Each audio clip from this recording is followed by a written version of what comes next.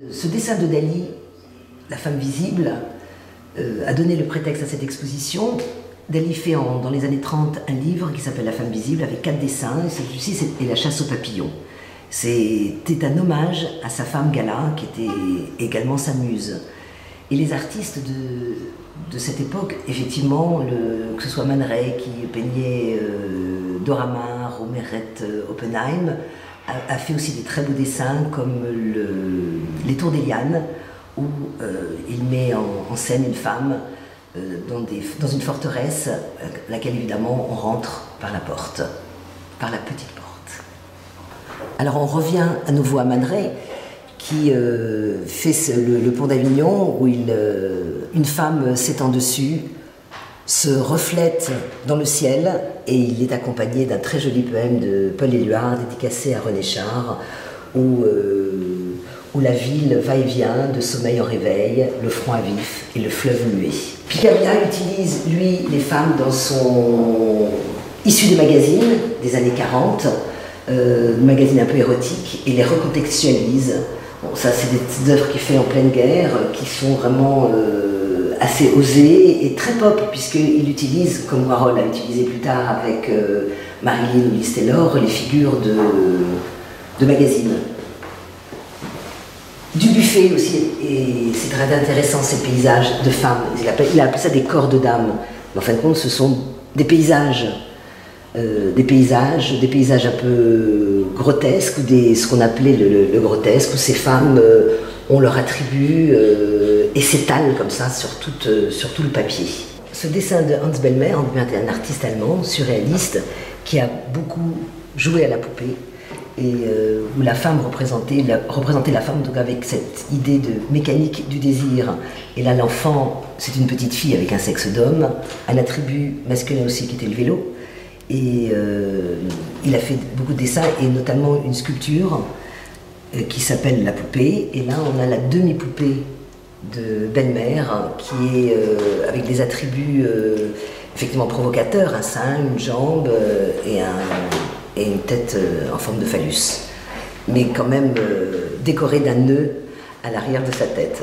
Alors, pour passer, je peux passer de Bellmer à Kiki Kogolnik, qui est, quelques années plus tard, qui est une Autrichienne qui est partie aux États-Unis, qui a quitté un peu l'activisme autrichien, amie avec tous les artistes pop américains, et qui, elle utilise aussi donc ce corps démembré, qui n'a pas de genre, ni masculin ni féminin, donc comme cette pièce qui s'appelle Mono, où elle a trouvé du vinyle des années 70, pour représenter des mains, des jambes, des pieds, qui représentent l'individu, des vêtements avec lesquels on peut s'habiller au quotidien et être quelqu'un d'autre, éventuellement à chaque fois.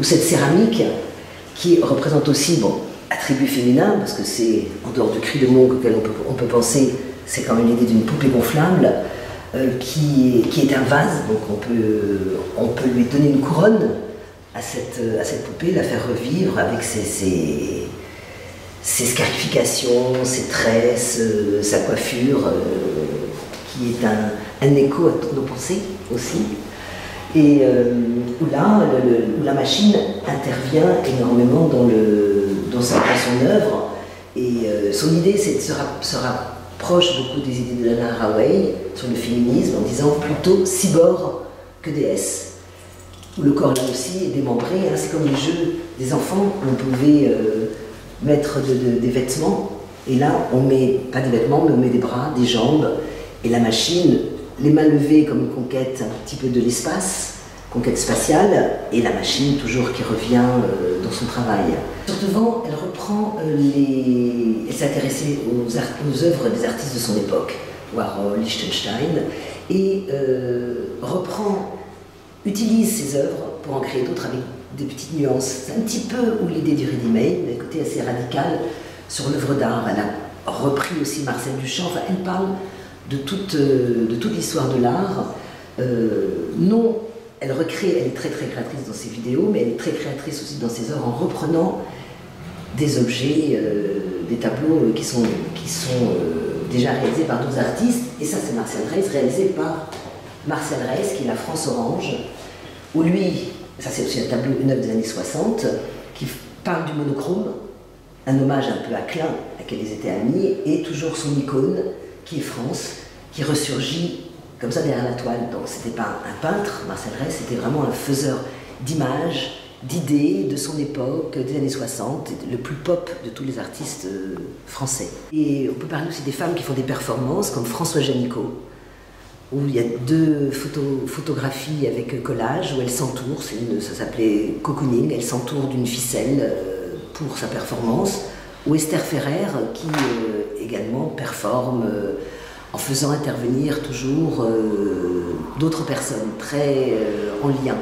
The Artist as a Terrorist, qui est vraiment d'actualité. Bon, c'est une œuvre que j'ai choisie, c'est elle. Et puis elle se met toujours, c'est toujours elle qui se met en visibilité, en action. Et là, elle a peint ses yeux en bleu, la bouche, enfin tous les orifices sont peints en bleu, et elle est derrière une grille.